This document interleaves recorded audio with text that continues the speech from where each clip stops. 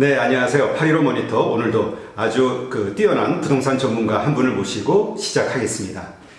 안녕하세요. 네, 안녕하세요. 네, 아마 읽어보신 분들도 많이 계실 것 같은데요. 빅데이터 부동산 투자라는 아주 베스트셀러 책이 있죠. 이 책을 쓰신 김기현 작가님을 모시고 빅데이터로 바라본 2019년도 그리고 2020년도 이 부동산 전망에 대해서 한번 이야기를 나눠보겠습니다. 네. 저희 한 1년 만인가요? 네, 한 1년 정도 된 것 같습니다. 아, 네.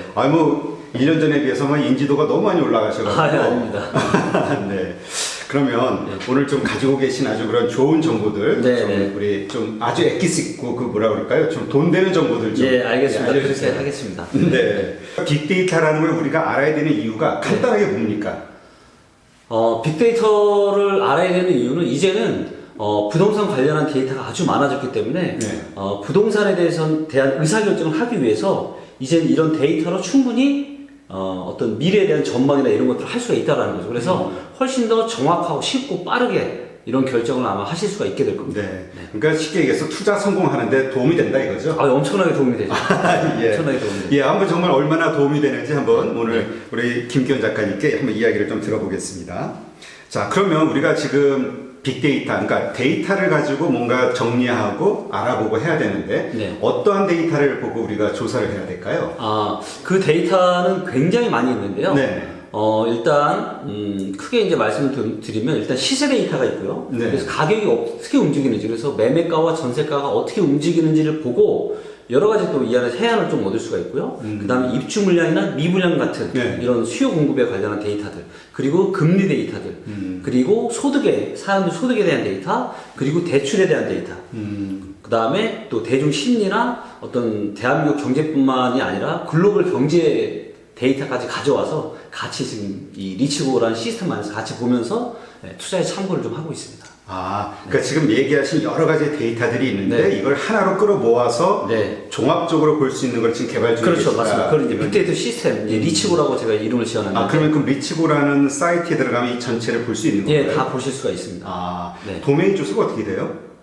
지금 이제 www.리치고.co.kr인데요. 아직 지금 현재 비공개로 해서 일부 회원분들만 사용하실 수가 있고, 아마 조만간 두세 달 내로 아마 퍼블릭하게 좀 홈페이지 스타일로 해서 아마 공개가 될 예정입니다. 그러면 이제 그 방송을 보신 분들 가운데서 이걸 뭔가 좀 참고를 하겠다 원하시는 분들은 한 두 달 후쯤에나 가능하겠네요. 맞습니다. 예, 그럼 일단 또 그 다음 얘기해 주시죠. 이러한 데이터들을 가지고 이제 어떻게 분석을 할지.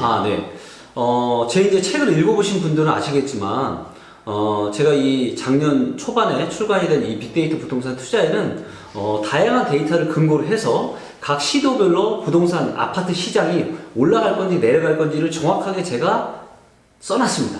근데 맞았어요? 결론적으로? 100% 다 맞았습니다. 그게 몇 월 달에 하셨다고요? 이 책이 2월 초에 출간이 됐었죠.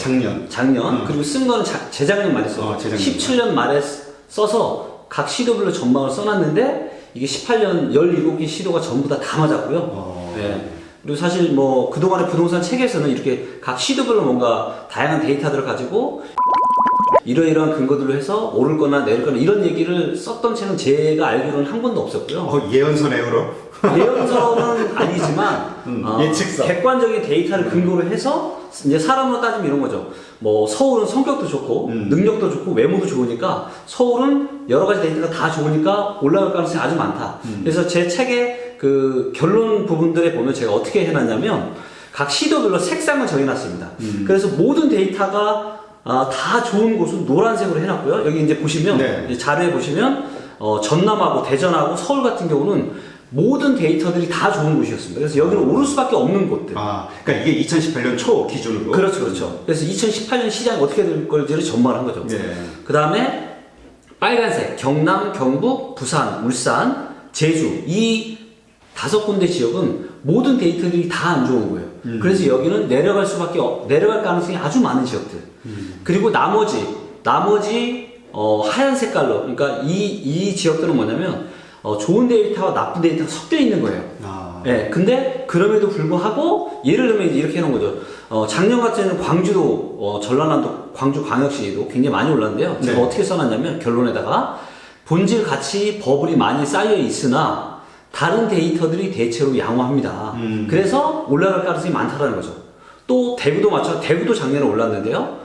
대구도 고평가 지역이나 입주 물량이 계속 줄어들어서 완만한 우상향이 예상이 된다. 이게 써놨는데 이런 식으로 어떤 시도별로 제가 전망을 다 써놨는데 이런 것들이 단 한 군데도 틀리지 않고 다 적중을 했던 거죠. 그러니까 우리가 사실 이게 이제 지나고 나서 네. 어떤 차트라든가 주식 같은 경우는 뭐 이랬어 저렇다 이유를 얘기하면은 뭐 네. 누구나 다 할 수 있는 얘기잖아요. 맞습니다. 그렇죠. 하지만 작년 초에 나왔던 이 네. 책에 이미 이러한 것들이 다 나와 있었는데 그렇죠. 시장에서 실제로 그대로 이루어졌다. 맞습니다. 이 얘기신 거죠. 네, 네. 좀 더 자세히 봐야겠네요. 제가 그 부분 네.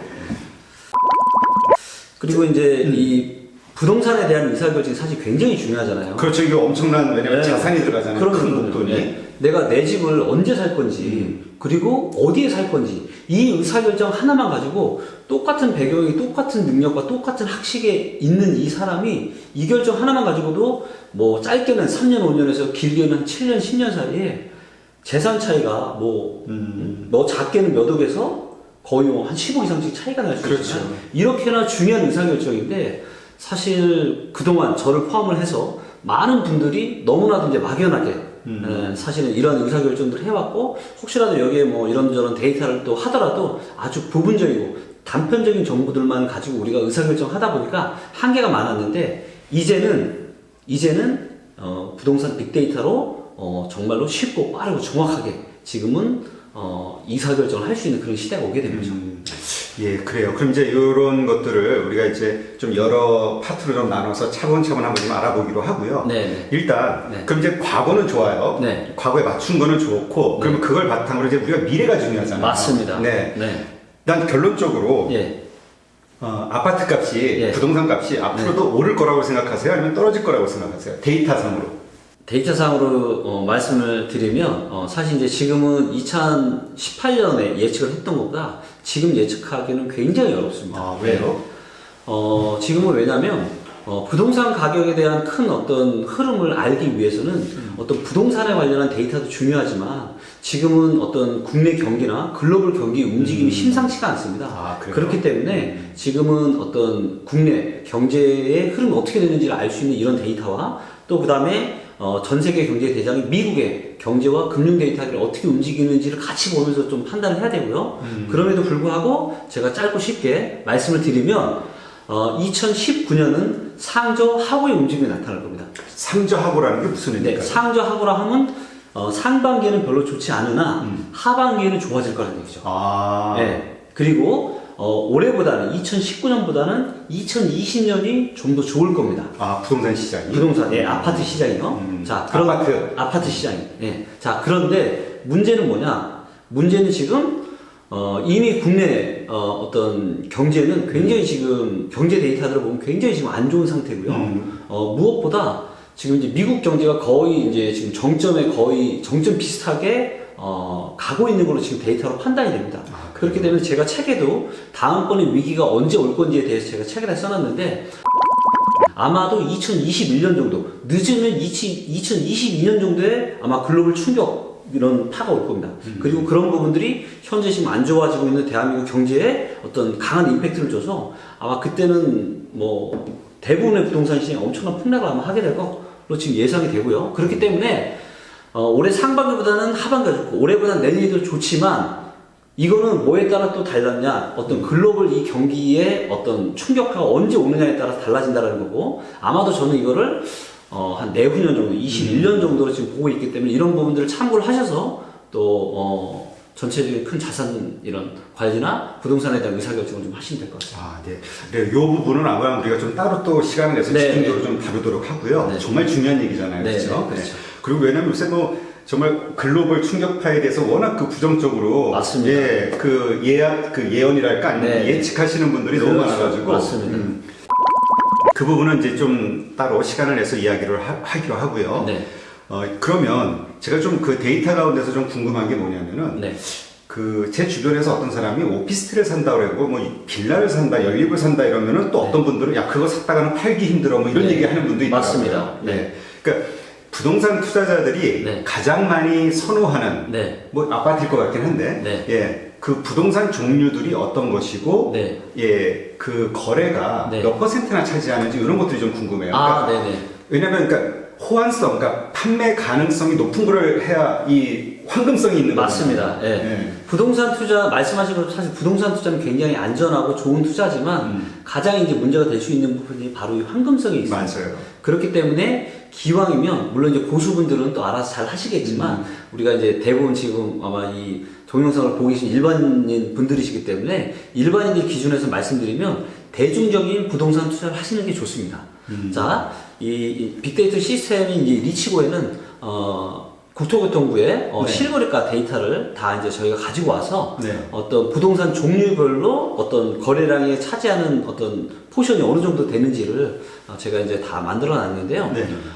토지와 아파트, 그리고 열린 다세대, 그리고 분양권, 그 다음에 단독 다가구, 상업업용, 오피스텔, 크게 이렇게 나눠볼 수가 있습니다. 네. 자, 근데 여기 이제 요 차트에서 보시는 바와 같이 요게 이제 최근 3년 정도의 거래량 데이터입니다. 아, 그래요? 네, 네. 근데 보시면 요 밑에 몰려있는 네. 여러 개가 있고 맨 위에서 놀고 있는 두 군데가 보이시죠? 아, 네네. 네네. 빨간 선과 노란 선. 그렇습니다. 네. 그래서 이 노란 선이 뭐냐면 바로 이 토지 거래량입니다. 예. 그래서 이제 보시면 거래량으로 되어 있고요. 그래서 보시는 것처럼 토지의 거래량과 그 다음에 아파트의 거래량이 가장 많습니다. 네. 아니, 저는 아파트는 예상이 됐는데 네. 토지 거래량이 이렇게 많나요? 아파트보다 오히려 더 많네요. 예, 오히려 아파트보다 더 많을 때가 굉장히 많죠. 네. 전 토지 하면은 팔기가 되게 어려운 그 네. 부동산으로 생각을 해가지고 네, 네. 거래가 그렇게 많지 않을 거라고 생각을 했었는데 네, 네. 뭐 정부 수용되거나 이런 경우 아니에요? 그렇죠, 그렇죠. 근데 많네요. 네, 그리고 또 이제 이 토지 거래량에는 또 이제 지분을 쪼개서 이렇게 잘게 쪼개서 또 파시고 이제 이런 분들 데이터까지 사실 좀 있기 때문에 조금 어느 정도 그런 부분에서 데이터가 조금 오류가 있을 수는 있지만은 그럼에도 불구하고 토지의 거래량이 굉장히 이제 많고요. 네. 그 다음이 아파트입니다. 그래서 사실 황금성과 안정성이 가장 좋은 건 아파트 투자죠. 그래서 아파트를 사실 가장 좋고요. 그 다음이 이제 열린 다세대고요. 보시는 것처럼. 열린 다세대도 좀 되네요. 네, 그 다음이 예, 좀 차이가 많이 나긴 하지만 그 다음이 열린 다세대고요. 그 다음에 분양권 단독 다가구. 그 다음에 상업업무용 그리고 거래량이 가장 작은 게 뭐냐? 보시는 것처럼 오피스텔이에요. 오피스텔은 유난히 작습니다. 그러네요. 예, 지금 보시면 오피스텔의 월 평균 거래량이 지금 한 2,000건 정도? 이게 전국 데이터입니다. 예, 전국 데이터입니다. 예. 근데 사실 이제 오피스텔 한 번 사면 이 거래량 데이터를 우리가 근거해서 판단을 해보자면 팔기가 너무 힘든 거죠. 그러네요, 진짜. 예, 예. 이거는 이제 매매에 대한 부분들만 가지고 데이터를 따로 분리를 해서 만든 건데요. 그렇기 때문에 오피스를 혹시라도 사신다면 이걸 가지고 이제 아주 장기간 보유를 하시면서 어떤 월세에 대한 소득으로 하신다는 모르겠으나 뭐 어떤 시세 차익을 통하고 매각을 하고 황금성을 가지고 이런 쪽으로는 사실 오피스텔은 별로 이제 추천을 좀 안 드리고 싶은 분야입니다. 아, 그렇군요. 네. 이 위에 상업 업무용 이거는 이제 보통 우리 상가나 이런 빌딩을 얘기하는 맞습니다. 거잖아요. 네, 상가 빌딩도 네. 오히려 네. 좀 되네요, 수치가. 그렇죠. 한번 1년 데이터 한번 놓고 보시면 네.